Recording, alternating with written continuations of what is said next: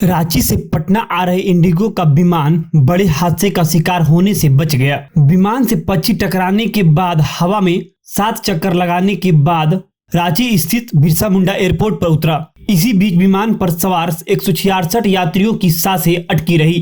Pilot के सूझबूझ से दोपहर 1:30 में सफलता से लैंडिंग के बाद विमान को ग्राउंडेड कर दिया।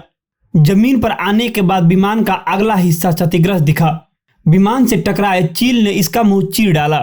यह विमान लखनऊ से उड़ान भरते हुए पटना रांची होते हुए कोलकाता तक जाती है। विमान जब बिरसा मुंडा हवाई अड्डे से करीब 20 किलोमीटर की दूरी पर उड़ान भर रहा था तो एक चील उससे टकरा गया। अचानक तेज हवा हुई तो यात्रियों की सांसें अटकी रही। पायलट ने रांची एयरपोर्ट के 7 चक्कर लगाने के बाद विमान को उतारा।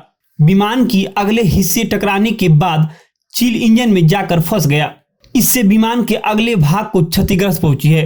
रांची एयरपोर्ट के निर्देशक आर मौर्य ने बताया कि रांची के पास विमान से चील उस समय टकराया जब विमान 3 से 4 हजार फीट की ऊंचाई पर था। सभी यात्री सुरक्षित हैं, लेकिन विमान को नुकसान पहुंचा है। इंजीनियर क्षति का आकलन कर रहे हैं।